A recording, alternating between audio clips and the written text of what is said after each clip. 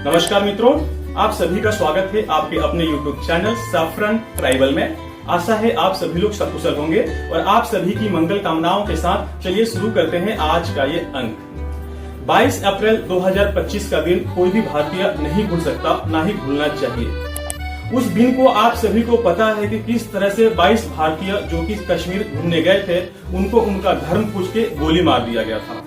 और वहां पे जो महिलाएं थी, जब महिलाओं ने ये कहा कि तुम लोगों ने हमारे पतियों को तो मार ही दिया है, हमारा सिंदूर उजाड़ ही दिया है, तो हमें क्यों छोड़ रहे हो, हमें भी मार दो। जब ये बातें उन आतंकवादियों ने सुना तो उन आतंकवादियों ने उन महिलाओं से कहा कि जाके अपने मोदी से कह देना कि हमने तुम्हारी पतियों को मारा है, हमने तुम्हारा मांग उजाड़ा है। उस दिन के बाद से पूरे भारत में बहुत ज्यादा आक्रोश थी। 140 करोड़ जनता जो है काफी आक्रोशित थी और वो किसी भी तरह से इस जघन्य अपराध का बदला लेना चाहती थी। उस समय देश के प्रधानमंत्री माननीय नरेंद्र मोदी जी विदेश दौरे पे थे, वो सऊदी अरेबिया में थे और वहां पे उनका कुछ कार्यक्रम था। तो उन्होंने उस कार्यक्रम को वहीं पे स्थगित किया और स्वदेश वापस आ गए। स्वदेश वापस आने के बाद आप सबको पता है कि उन्होंने एक सीडीएस की मीटिंग ली और मीटिंग में ये तय हुआ कि इस जो हमला पहलगाम में जो कायराना हमला हुआ है उसका बदला लिया जाएगा। पर बदला किस तरह से लिया जाएगा? क्या ये उसी तरह से जिस तरह से एयर स्ट्राइक और सर्जिकल स्ट्राइक हुआ था उसी तरह से लिया जाएगा, या इसका जो मापदंड होगा कुछ और होगा और इसका जो दायरा होगा और ज्यादा विस्तृत होगा?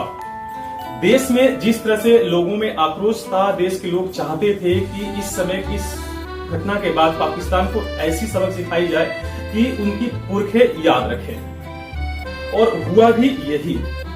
देश के जनता का भावनाओं का सम्मान रखते हुए सबसे पहले भारत ने जो किया था वो था वाटर स्ट्राइक।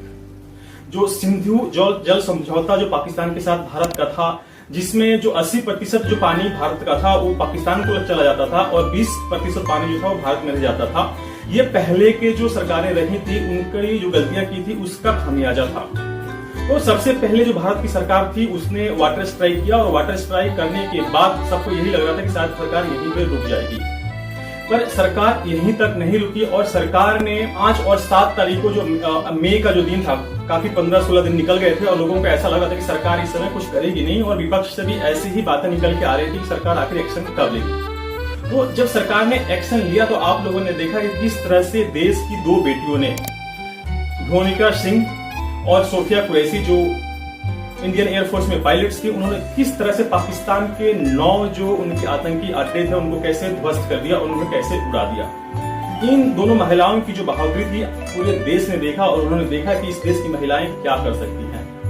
इन दोनों महिलाओं ने पाकिस्तान के 9 जो आतंकी अड्डे थे सबको ध्वस्त कर दिया और आप लोगों ने देखा किस तरह से पाकिस्तान त्राहिमाम कर रहा था। चारों तरफ हाहाकार मच रहा था और ऐसा लग रहा था कि दुनिया के दूसरे देशों को ऐसा लग रहा था कि शायद भारत और पाकिस्तान में एक फुल फ्लेज्ड युद्ध न शुरू हो जाए। रशिया और जो यूक्रेन की लड़ाई चल रही है और इजराइल और ईरान की जो लड़ाई चल रही थी उसी में ये भी ना शुरू हो जाए। तो पूरी आप लोगों ने ये भी देखा कि किस तरह से भारत की जो एयरफोर्स थी, किस तरह से जो पाकिस्तान के जो एयरवेज थे 11 एयरवेज कैसे उनको तबाह कर दिया था। उनकी जो एक तरह से ये भी कहा जा रहा था कि जो उनकी न्यूक्लियर फैसिलिटीज थी, जहां पे इन लोगों ने अपने न्यूक्लियर वेपन को छुपा रखा था, उनको भी ध्वस्त कर दिया गया था। और ऐसी खबरें भी आ रही थी कि उस दिन, अगले दिन जिस दिन ये अटैक हुआ था, उसके अगले दिन अमेरिका का एक जहाज ये पाकिस्तान में उतरा था और लोगों का ये कहना था कि जो वहां पे जो न्यूक्लियर जो रिएक्टर्स थे, जो न्यूक्लियर जो वहां पे सामग्री पड़ी थी, उसमें से इमिशन होने लगा था और इमिशन की खतरा बढ़ गई थी, इसीलिए अमेरिका का जो प्लेन था वहां पे पाकिस्तान में उतरा था। तो बातें यहां तक भी चल गई थी। उसके बाद से भी फिर आप लोगों ने देखा कि इतना कुछ होने के बाद भी कुछ मिसिंग था। देश की जनता को लग रहा था कि कुछ कमी है।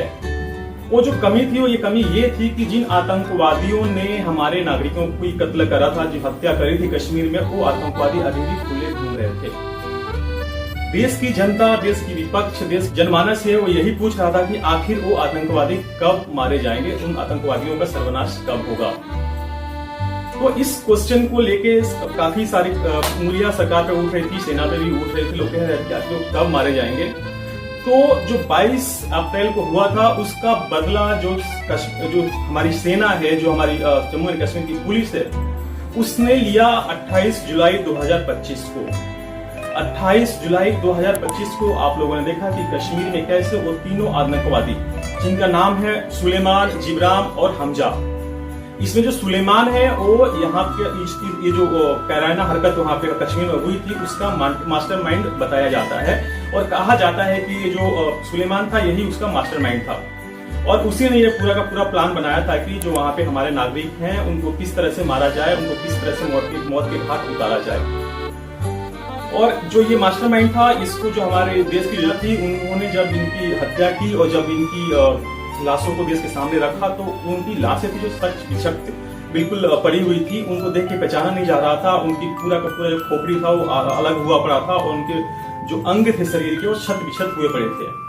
तो ये जो आतंकवादी हैं 72 हूरों को जो सपना देख के जो इस तरह के कायराना हरकत करते हैं तो उनको देख के ऐसा लग रहा था कि अगर ये कल को अगर वहां पे 72 हूरों के पास भी जाएं तो 72 हूरे इनको लात मार के बाहर न कर दें, क्योंकि इनकी स्थिति जो भारत की जो आर्मी है जो सेना है उसने इस तरह से कर दी थी। और आप लोगों ने ये भी देखा कि इस मामले को लेके संसद में भी बहुत ज्यादा बहस हो रही थी, तीखी बहस हो रही थी। जो विपक्ष था वो इसी चीज को पूछ रहा है कि आखिर हमारे कितने फाइटर जेट्स इस मिशन में गिराए गए। और एक बार ये भी देखा गया कि जो कश्मीर जो पाकिस्तान की जो लाइन्स होती थी इस हमले को लेके उसी लाइन्स को लेके जो हमारा विपक्ष भी बातें करता था।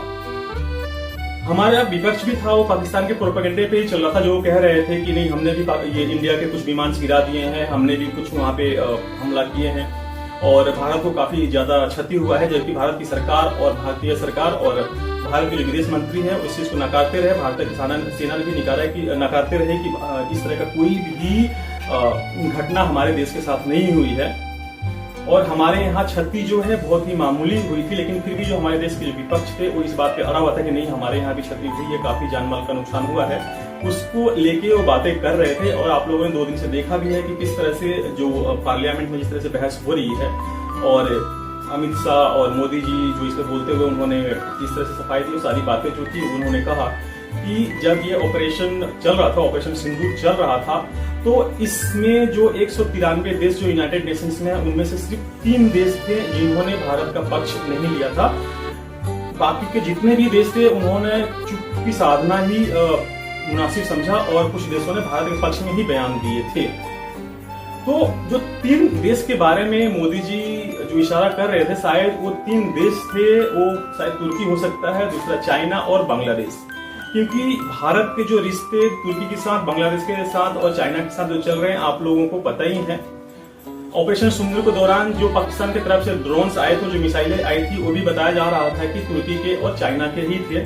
तुर्की ने तो ओपनली पाकिस्तान को सपोर्ट किया था इस चीज में। उसके बाद से जो भारतीयों ने तुर्की का जो बाइकआउट किया था, तो जब से भारत में बाइकआउट तुर्की का ट्रेंड चला, उसके बाद से तुर्की जाने वाली जो फ्लाइटें थी वो कम हो गई। जीतू सैलानी जो तुर्की जाने वाले थे वो काफी कम हो गए थे और भारत का जो तुर्की के साथ था रिश्ता और भी ज्यादा खराब हो गया और खराब ही चल रहा है। तो शायद ऐसे देशों का जो आपका समर्थन ना कर पाए, उनके साथ रिश्ते कैसे हैं कैसे नहीं है, इसके बारे में ना ज्यादा सोचते हुए हमें आगे के बारे में सोचना चाहिए। तो आप लोगों ने देखा कि आखिर 98 दिन के बाद हमारी सेना ने किस तरह से ऑपरेशन महादेव चला के जो वो 3 टेररिस्ट थे जिन्होंने 26 लोगों को उनका धर्म पूछ के मारा था, उन्हें परलोक भेज दिया, या एक तरह से कहें तो नरक में भेज दिया। तो हमारे जो भारत के जो जवान हैं, जो हमारे भारत की आर्मी है, उसको बहुत बहुत धन्यवाद, बहुत बहुत सैल्यूट है, उनका सम्मान है। और आशा करते हैं कि इसी तरह से जो भारत की सेना है, भारत की सरकार जो है, इस तरह के आतंकवादियों के साथ निपटते रहेगी और अपने देश के जो नागरिक हैं उनको ऐसी सुरक्षा प्रदान करती रहेगी। तो ये थी मेरी आज की प्रस्तुति है। आप लोगों को ये जो मेरी आज की प्रस्तुति थी पसंद आई होगी। अगर पसंद आई है तो मैं आप लोगों से पुनः आग्रह करूंगा, कृपया मेरी वीडियोस को लाइक करें, कमेंट करें और शेयर करना ना भूलें। तब तक के लिए मैं लेता हूं आप लोगों से विदा और मिलता हूं ऐसे किसी अगले अंक में। अंत तक देखने के लिए बहुत बहुत धन्यवाद। जय श्री राम।